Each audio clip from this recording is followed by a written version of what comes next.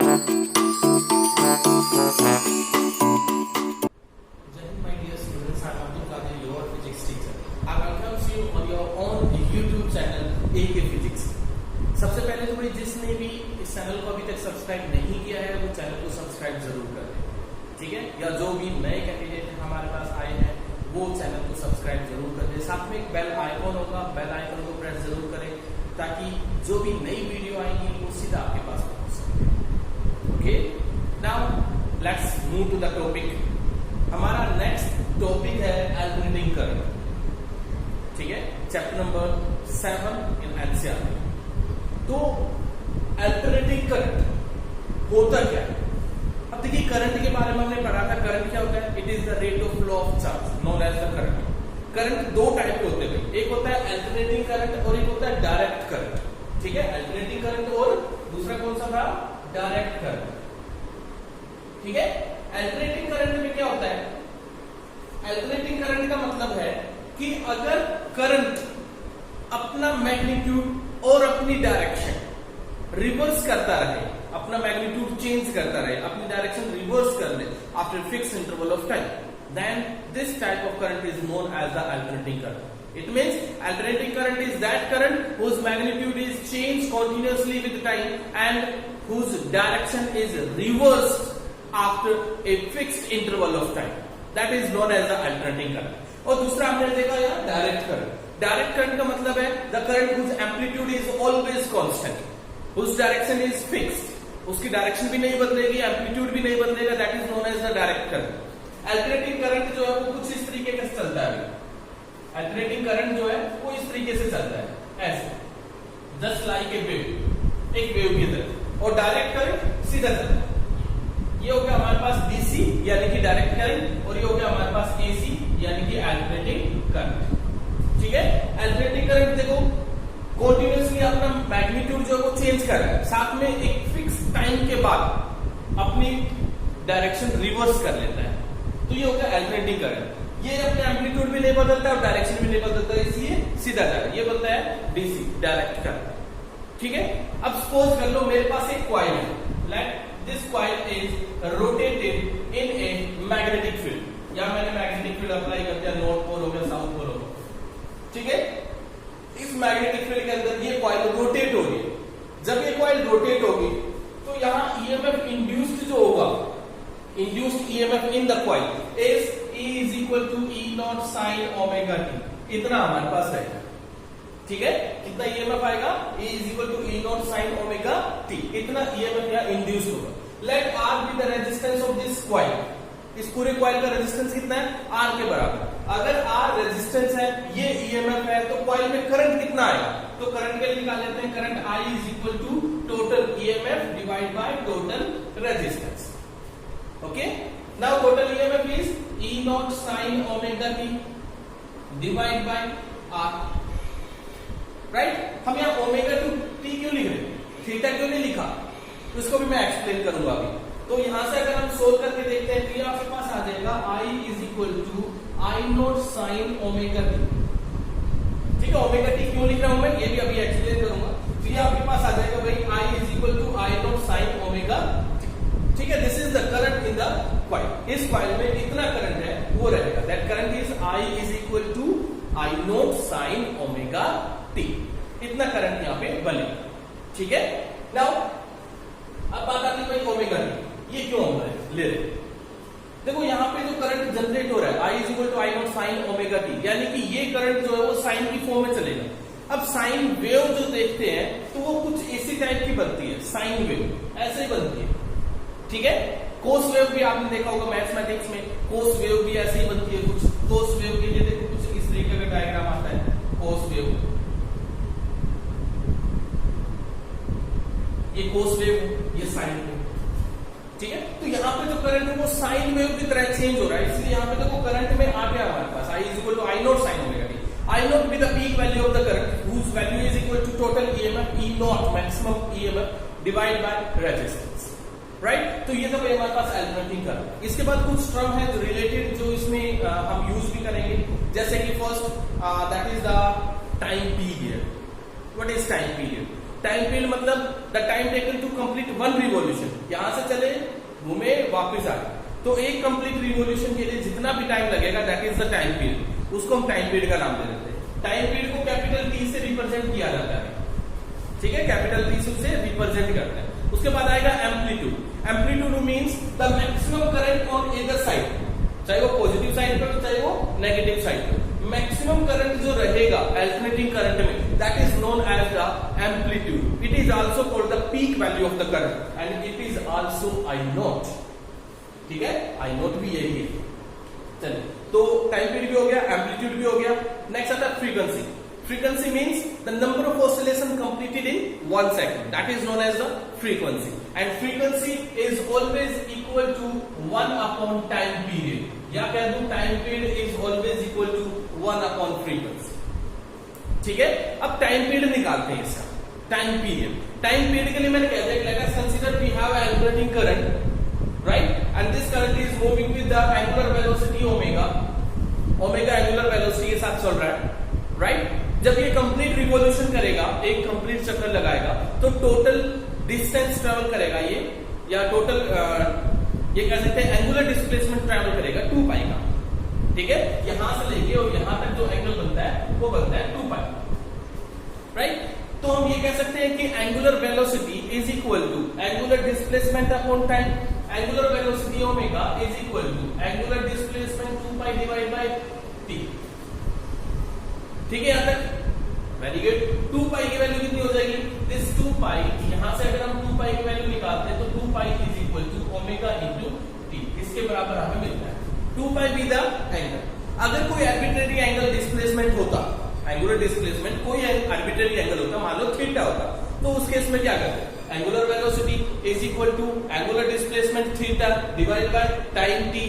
Any time कोई और ही होता, टाइम पीरियड तो नहीं हो सकता वहां पे, क्योंकि हम पूरा रिवॉल्यूशन तो कर ही नहीं रहे, तो इसलिए क्या कहते हैं, that omega is equal to theta divide by t. ये फॉर्मूला बनता भाई एनी आर्बिट्रेरी एंगल के लिए, तो यहां से थीटा की वैल्यू निकालते, थीटा कितना आता, ओमेगा टी के बराबर आता ना, तो ये ओमेगा टी हम यहां रख रहे हैं, इसलिए मैंने साइन थीटा की जगह क्या रखा, साइन ओमेगा टी रखा, ठीक है। आप समझ गए कि किसी भी आर्बिट्रेरी एंगल की जगह हमने ओमेगा टी क्यों रखा है, omega represents the angular velocity and T represents the time, right. यहां तक किसी को कुछ डाउट है, आगे डाउट है तो कमेंट बॉक्स में लिखना, नहीं है तो भी लिख देना।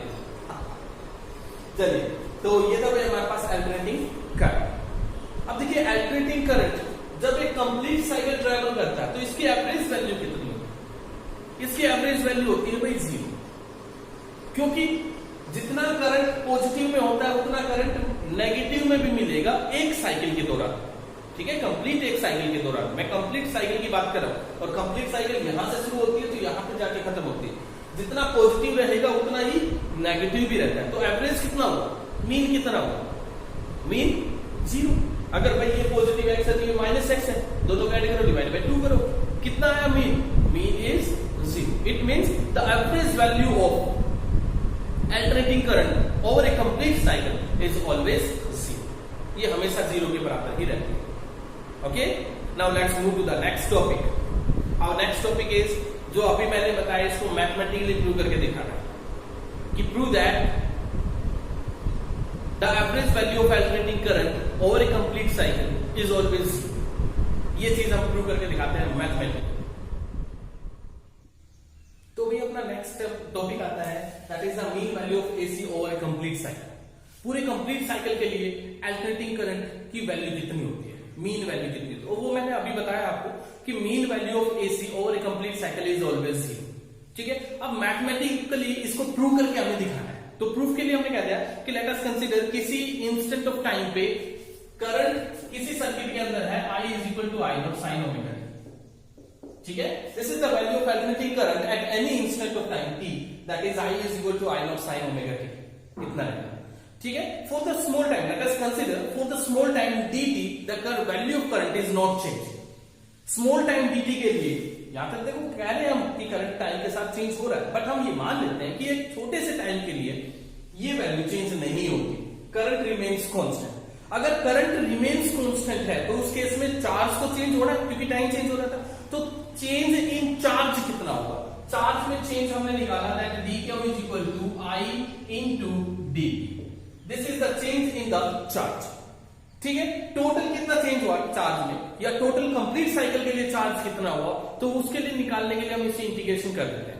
पहले तो इस आई की वैल्यू पुट अप करो, तो डी क्यू आपके पास आ जाएगा that d q is equal to I naught sine omega t into d. ठीक है, ये आ गया यहाँ पे डी क्यू की वैल्यू आ गई आपके पास। Very good. Now for finding the complete charge या टोटल चार्ज इंटीग्रेटेड, इसको इंटीग्रेशन कर देते for finding the total charge. तो इसको इंटीग्रेशन कर देते दोनों तरफ, इंटीग्रेशन ये आ जाएगा आपके पास डी क्यू, और ये इंटीग्रेशन आ जाएगा आपके पास integration of I naught sine omega t and into D.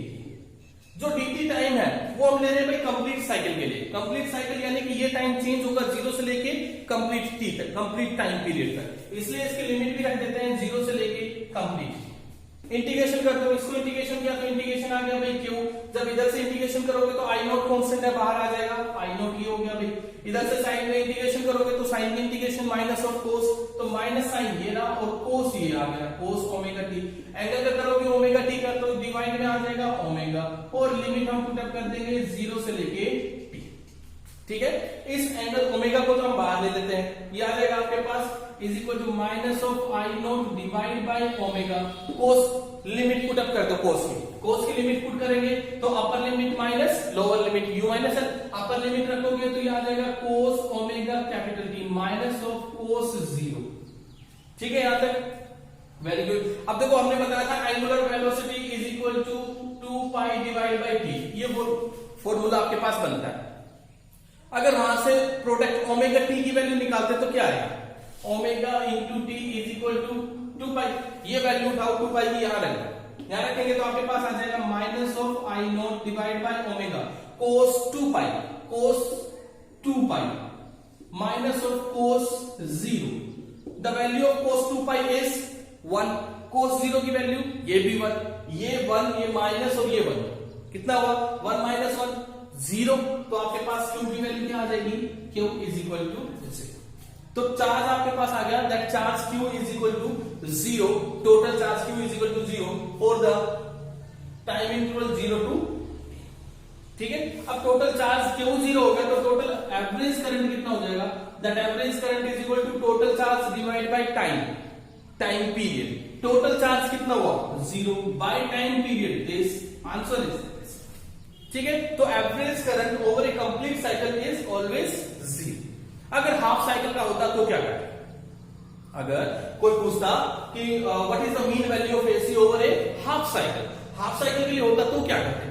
अगर हाफ साइकिल के लिए होता तो उस केस में हम सिर्फ थोड़ा सा चेंज करते। क्या चेंजमेंट आता, यहां जो टाइम पीरियड हमने लिया है, लिमिट जो ली है वो कंप्लीट साइकिल की लिमिट ली है।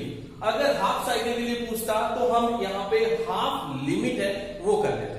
लिमिट आपके पास आ जाती है 0 से लेके t/2 तक आ जाती है। ठीक है, आफ्टर दैट इसको सोल्व कर दे, राइट। यहां पे देखो t/2 करते तो यहां पर भी t/2 करना पड़ता, डिवाइड में 2 आता, 2 से 2 कैंसिल हो जाता, cos पाई बचता, माइनस ऑफ cos 0 बनता, cos पाई -1 होता है, -1 यहां से आ जाएगा, ये ब्रैकेट -2 के बराबर हो जाएगी, -2 ये रहा, माइनस ये रहा, माइनस कैंसिल, तो आपके पास आ जाएगा 2 I naught divide by omega, q की वैल्यू आ जाएगी। ठीक है, फिर आई निकालने के लिए क्या करेंगे, टोटल चार्ज आपके पास कितना आया था 2 आई नॉट बाई ओमेगा, और ये डिवाइड में t/2, t ये और 2 ऊपर चला जाता है। ठीक है, and after that put the value of omega into T and solve. कर लोगे, आसान सा है, इतना सा तो कर ही सकते हो। ठीक है, तो नेक्स्ट जो है ओवर ए हाफ साइकिल वो आपको खुद करना है। आंसर मैं बता देता हूं that I is equal to 2 divide by pi into I. ये बनता है भाई average value of current for the half cycle.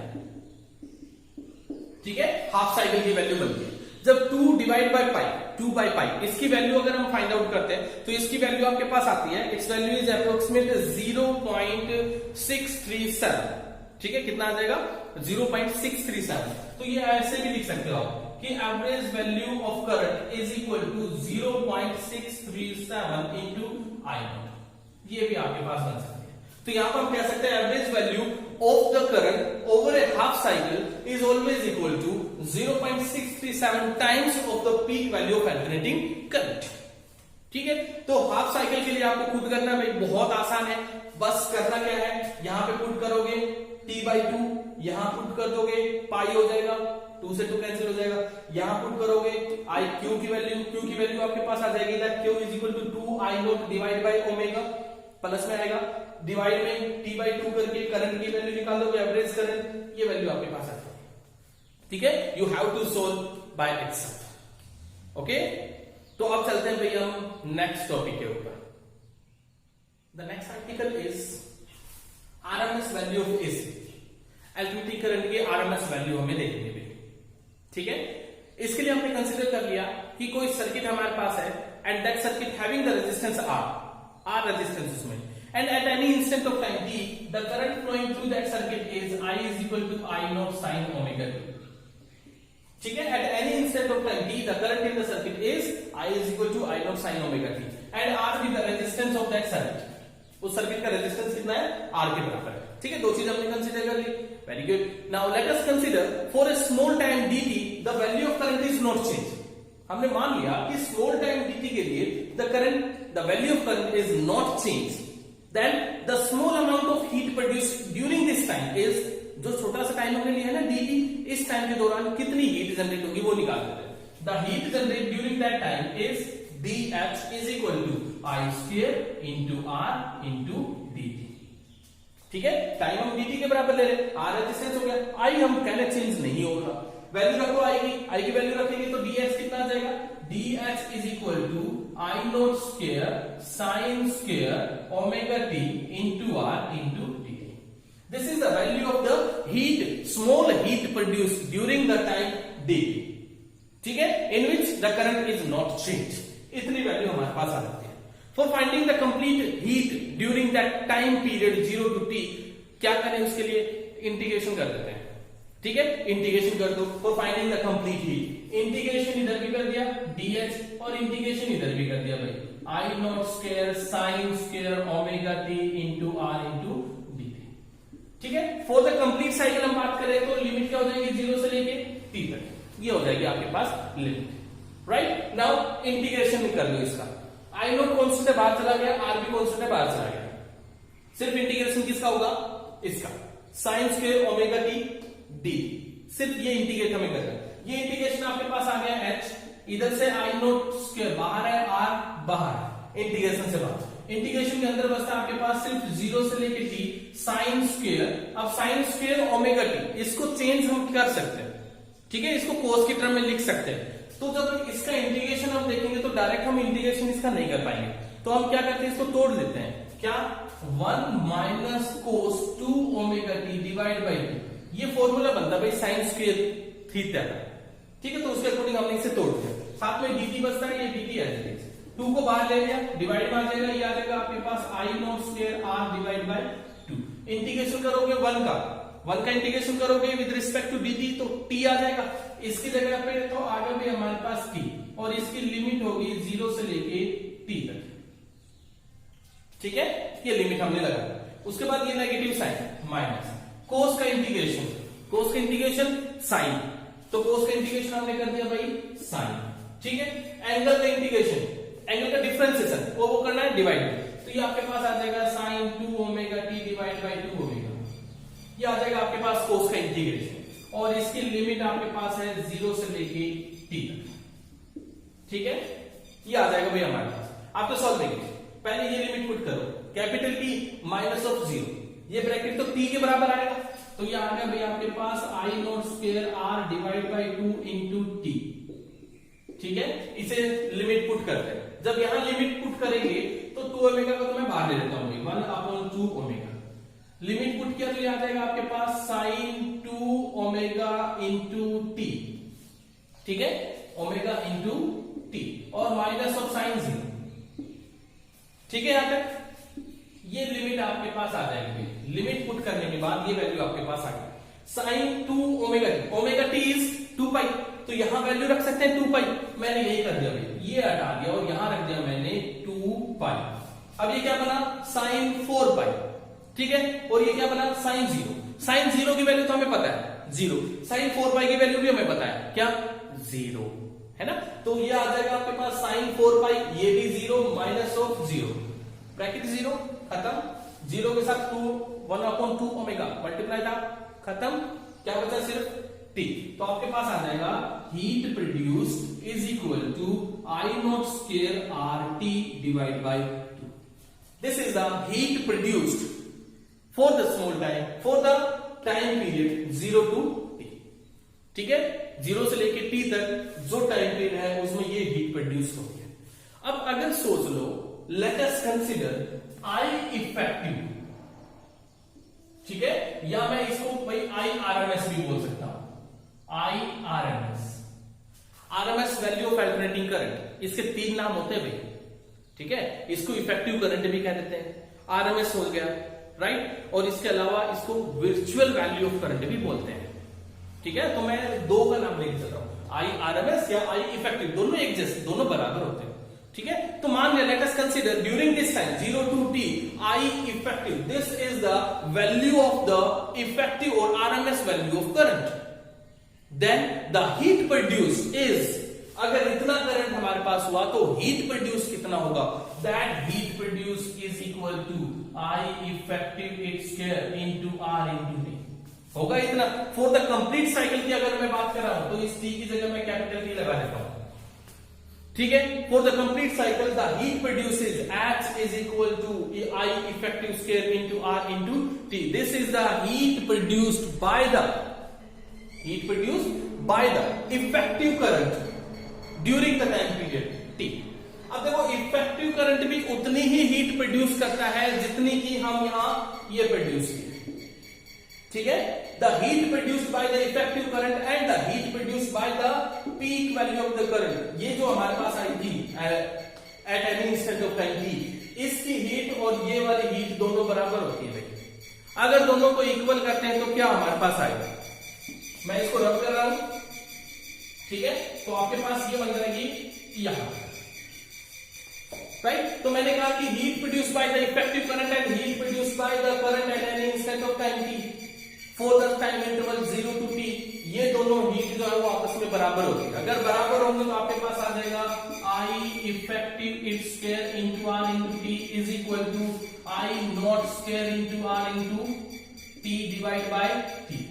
Are t से आर टी कैंसिल, क्या बचा, I effective its square is equal to I naught square divide by, taking a root on both sides, then I effective is equal to I naught under root, ठीक है, I naught divided by under root 2. This is the value of the effective current in term of the peak value of alternating current, ठीक है। अब आपसे कोई कह दे the peak value of alternating current is 5 ampere, what is the value of the effective current? Solve it, आ जाए भाई, इसकी जगह 5 रख दोगे, 5 by √2, ये वैल्यू आ जाएगी किसकी, इफेक्टिव। किसी ने आपसे कह दिया कि the effective value of alternating current is 5 ampere, find the value off peak current, ये 5 एम्पीयर, तो 5 √2 आई नॉट की वैल्यू आ जाएगी ना। तो ये वैल्यू हम निकाल सकते हैं भाई इस तरीके से, इफेक्टिव और पीक के बीच में रिलेशन हमें पता चल गया। This is also the relation between the effective value और the RMS value with the peak value of alternating current, ठीक है। जब इस 1 by √2 को सोल्व करते हैं तो ये आपके पास बनेगा 0.707 I। तो हम ये कह सकते हैं the effective value of alternating current for a complete cycle is always equal to 0.707 times of the peak value of alternating current. ये वैल्यू आ जाएगी भाई आपके पास अल्टरनेटिंग करंट और इफेक्टिव वैल्यू में रिलेशन, ठीक है। कर सकते हो इसे, वेरी गुड। अब इसके बाद नेक्स्ट आता है हमारे पास RMS value of alternating EMF. ये तो करंट का था, ईएमएफ का और आ जाता है, ठीक है। एक ये और देखते हैं नेक्स्ट आर्टिकल। तो भाई नेक्स्ट आर्टिकल हमारे पास आता है, that is the RMS value of N alternating EMF.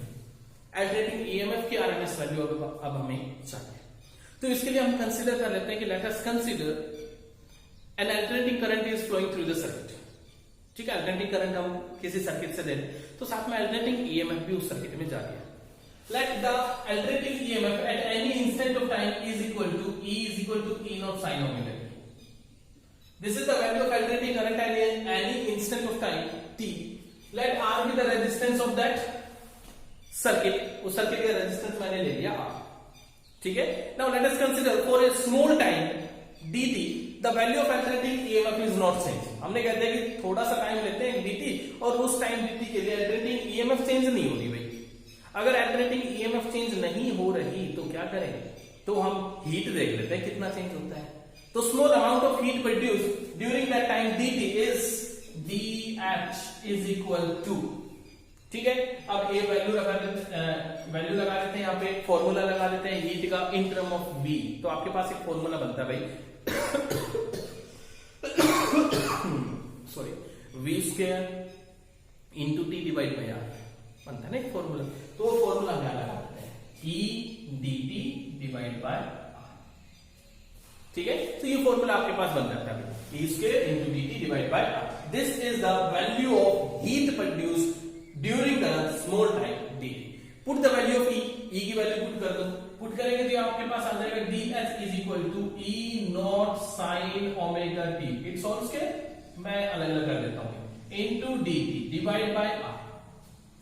ठीक है यहां तक. तो ये वैल्यू आपके पास आ जाएगी that heat produce is equal to इतना हीट प्रोड्यूस होगा. Now find the total heat produce during the one complete cycle.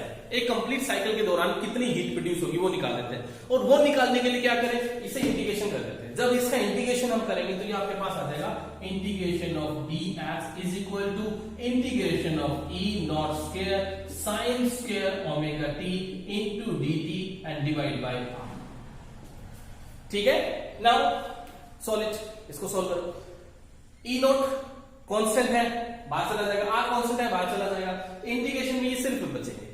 ठीक है. तो इंटीग्रेशन करेंगे तो आपके पास आ जाएगा E naught square divide by R. Here is sine square omega t into dt integration of it from 0 to t. क्योंकि मैं कंप्लीट साइकिल के लिए लेके चल रहा था इसलिए इसकी लिमिट यहां पे पुट कर देंगे. लिमिट आपके पास आ जाएगी 0 से लेके t तक. साइन स्क्वायर को फिर से हम तोड़ देंगे.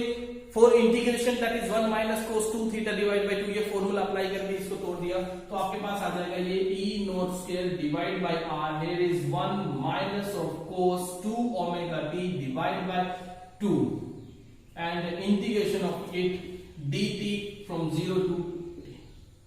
अब फिर से वही इंटीग्रेशन जो पिछले आर्टिकल में हम कर चुके हैं ना. ये इंटीग्रेशन आप वहीं से करोगे. ठीक है. इंटीग्रेशन वहां से कर लोगे. इंटीग्रेशन का लास्ट रिजल्ट मेरे पास बचा था सिर्फ t. सिर्फ क्या बचा था? t बचा था. वो यहां पे रख देते हैं. ठीक है. और साथ में ये 2 डिवाइड में आ ही रहा था. तो आपके पास ये बन जाएगा that total heat produced is equal to E naught square divide by 2R into t. This is the heat produced. ठीक है. This is the heat produced for a complete cycle t. ठीक है. कंप्लीट साइकिल t के लिए इतना heat है वो produce हो रहा है. Now let us consider E effective be the effective value of alternating EMF or the RMS value of alternating EMF or the virtual EMF. ठीक है. तो इन सब का एक ही मतलब होता है भाई. virtual EMF कह दो, RMS वैल्यू कह दो या इफेक्टिव वैल्यू कह दो. ये सब एक ही चीज. तो हमने कहा था E effective be the effective value of the alternating EMF. अगर ये EMF होती तो हीट कितना प्रोड्यूस होता?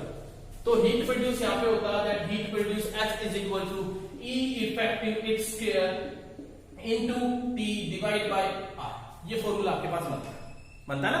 This is a heat produced for the same time T with the help of the effective EMF. और ये भी सेम टाइम T के लिए हीट प्रोड्यूस हो रहा है.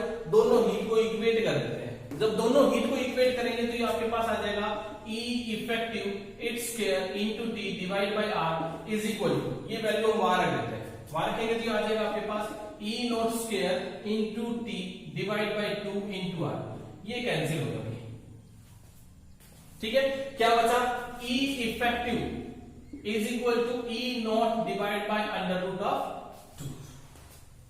राइट. या ये कह दो कि under root 2 into effective value of alternating EMF is equal to peak value.